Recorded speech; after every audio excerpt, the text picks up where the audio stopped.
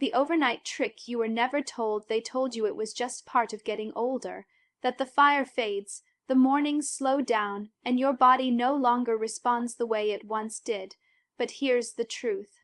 It's not your age, it's your inflammation. Low-grade inflammation is like a silent thief, robbing your blood flow, stiffening your vessels, and suffocating the very vitality that once surged through you. It's not a weakness. It's biology, and it can be shifted. Now here's where it gets interesting. There's a simple, overlooked remedy, quietly being used by a handful of older men, with surprisingly fast results. A few drops of diluted clove oil, blended carefully with baking soda, applied in the right way at the right time, and something changes, circulation improves, swelling calms, sensation returns. Some men even report firmer mornings, more confidence, and less discomfort overnight. It's not a gimmick, it's not a miracle, it's a natural way to restore heat, blood flow, and function, without pills, embarrassment, or surgeries, because you deserve more than silence and shame. You deserve to understand what's possible. And that's what this video is about, bringing this hidden solution into the light, safely, respectfully, and with real science behind it. By the end of this journey, you'll understand why this trick works, how to use it safely, and most importantly, how to reclaim the part of yourself you thought was fading forever. Let's begin. The quiet decline no one talks about. There's a moment, somewhere in your early 60s, when you realize something has changed. You wake up, but not the way you used to. Not with that fire in your belly, not with the urgency in your body. Instead, the mornings feel slower. Your energy dimmed, your erections weaker, or missing altogether. And maybe you try to laugh it off, tell yourself it's normal, I'm just getting older. But deep down, in the silence between you and yourself, you feel it, that quiet, sinking sense that something vital is slipping through your fingers. This isn't just about sex, it's about identity, power, the core of who you are as a man. You used to wake with purpose. Now you lie there wondering where it went. The body you once trusted now betrays you in subtle ways. The strength in your grip, the pulse in your lower belly, the hunger for connection all quieter now. And yet no one really talks about it, because as men you were taught to stay strong, to hold it in, to carry your worry in silence. But that silence, it eats at you. I see this all the time. Strong, good men walking into my office with the same haunted look, like they've lost something they can't name. Their partners notice it. Their confidence suffers, and they start to believe the lie, that this decline is inevitable, that their best days are behind them. But I'm here to tell you something different. Yes, your body is changing, but it is not broken, and it is absolutely not done. This chapter, this moment, is not your ending. It's a signal, a whisper from your body asking for help, for attention, for healing. And the good news, there are simple, powerful things you can do to turn the tide. Let's start by understanding where the pain truly lies, not just in your body, but in your heart, your sense of self. That's where healing begins, and we'll go there, together. When a man feels less than a man, there comes a moment, not loud, not dramatic, just quiet and piercing, when you look in the mirror and don't fully recognize the man staring back at you. It's not about hairlines or waistlines. It's something deeper, a kind of fading inside. You still love your partner. You still want to be the man who holds her close and makes her feel desired, but lately, your body hasn't been responding the way it used to. The fire is still there, but the flame struggles to rise, and no one talks about what that really does to a man. You start to avoid the subtle moments, her glance, her hand on your back, the quiet invitation of intimacy, because the fear of not rising to the occasion feels heavier than the moment itself, and that, right there, is where the wound forms, not in your body, but in your spirit. I've seen it too many times. Strong men, providers, protectors, leaders, reduced to silence by a shame they never deserved to carry.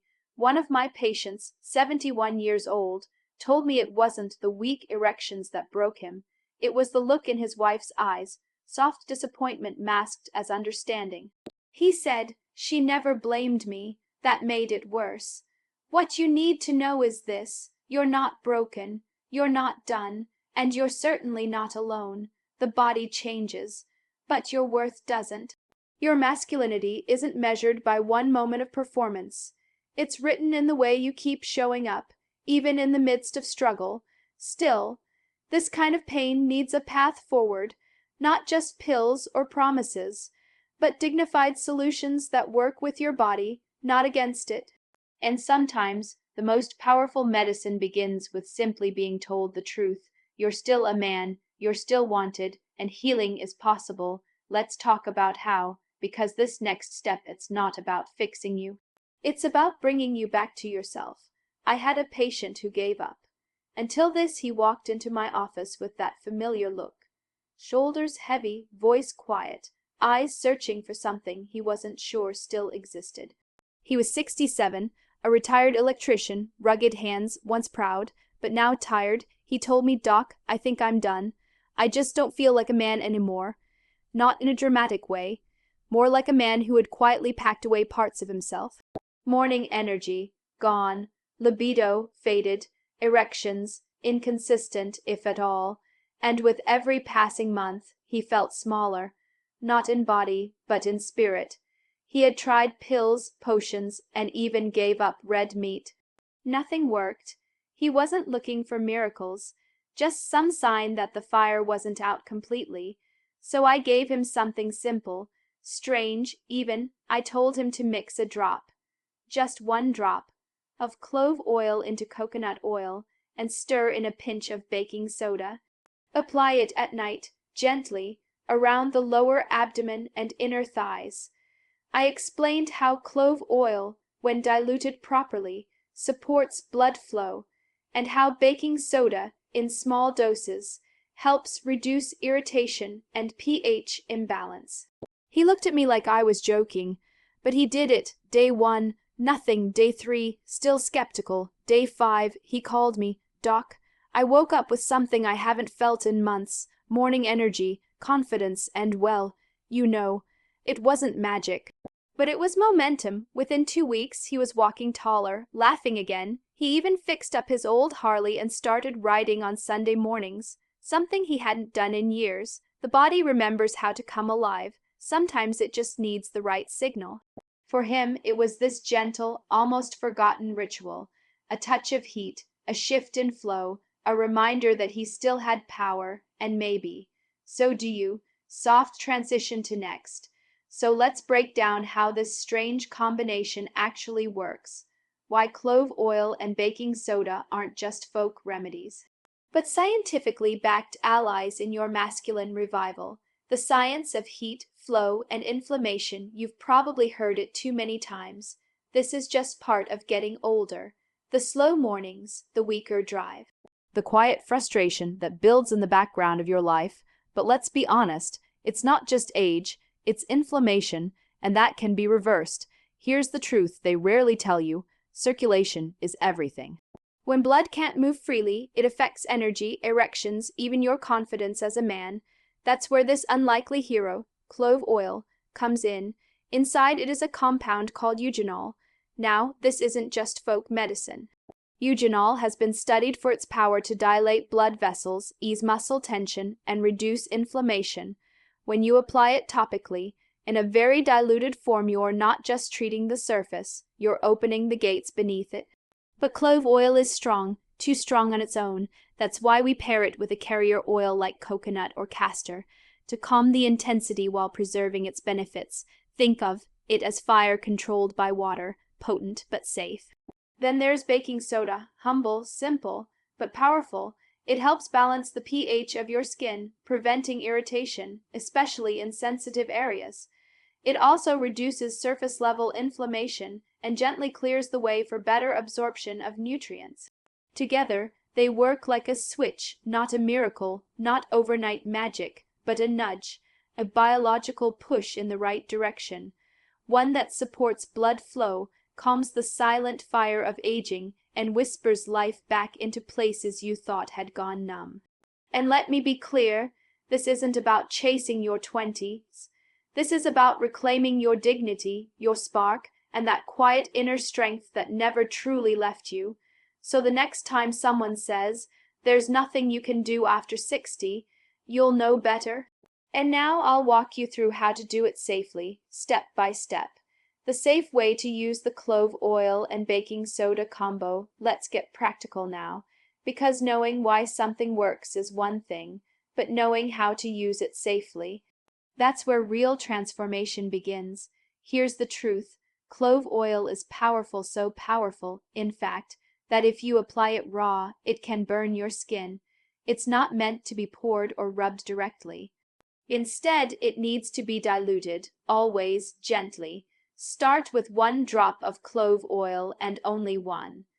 Then mix it with a teaspoon of a carrier oil. I recommend pressed castor oil for deeper penetration, or virgin coconut oil for soothing comfort. This carrier not only protects your skin, it helps the eugenol absorb at a safer, more controlled pace.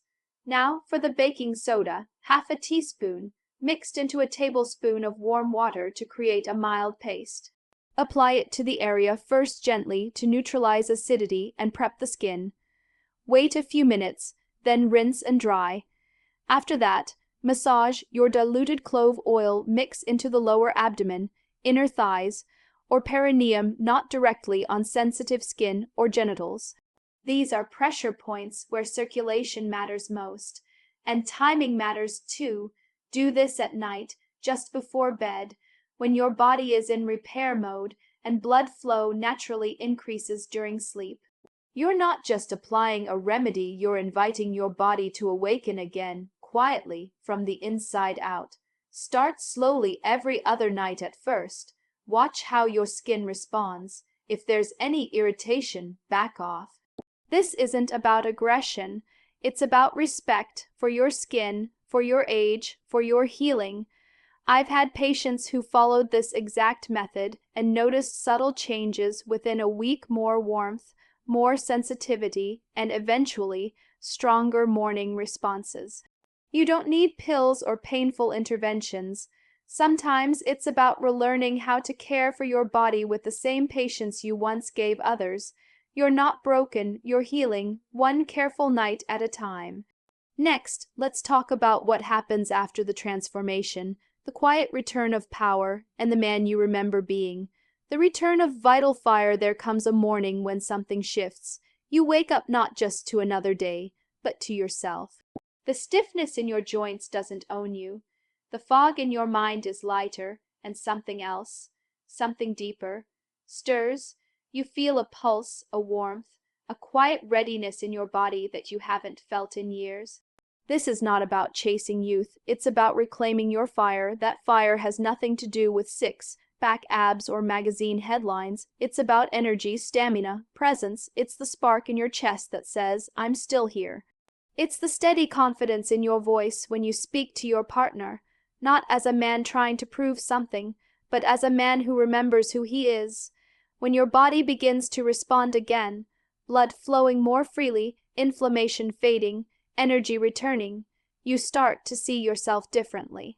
And others see it too. I've watched men in their 60s and 70s come back to life, not because of some expensive drug or miracle cure, but because they finally gave their body what it needed: a little care, a little patience, a simple, natural shift, and in return the body awakened. You stand taller, breathe deeper, you stop apologizing for what age has taken, and start celebrating what wisdom has given. This isn't about perfect health. It's about possibility. It's about walking into the room and knowing you're still vital, still wanted, still powerful. You begin to feel desire again, not just for sex, but for life, for connection, for mornings that feel strong, for nights that don't end in disappointment or silence. And it starts with a decision to not settle, to try, to believe that even now, even here, your body has more to give. That's the return of your vital fire. Next, I'll show you exactly how to use this clove oil and baking soda remedy to stoke that fire, safely, gently, and with respect for the man you are becoming. Chapter title: You're Not Done Yet. You're just getting started. Let me tell you something many men never hear after 60. You're not broken, you're not too late, and you are absolutely not done. What you've just heard today isn't some miracle fix. It's not a magic wand that makes decades of wear disappear overnight, but it is a signal, a whisper from your body that it's still listening, still responding, still capable of waking up again. Your blood still moves. Your nerves still fire. Your desire, it didn't die, it just got quieter beneath the noise of stress, medication, and time. That small, simple combination of clove oil and baking soda, it's not the end all. But it can be the beginning, a start, a signal to your system that you're paying attention again, that you care about your own well-being, that you're willing to show up for your body, not to chase youth, but to honor the man you still are. Because here's what no one tells you. You can still feel strong. You can still feel connected. You can still feel deeply, intimately alive. I've seen men begin with less than this one change, one night of commitment, and slowly rebuild not just function, but confidence. The kind of confidence that isn't loud, but steady, quiet, rooted. So try it, safely, thoughtfully. Let it be a ritual, not a rush. And while you're at it, look in the mirror, not for what's fading, but for what's waking up. Because the truth is simple and powerful. You're not at the end of your story. You're just finally starting to write the part where you come back to life. And you deserve every bit of that return.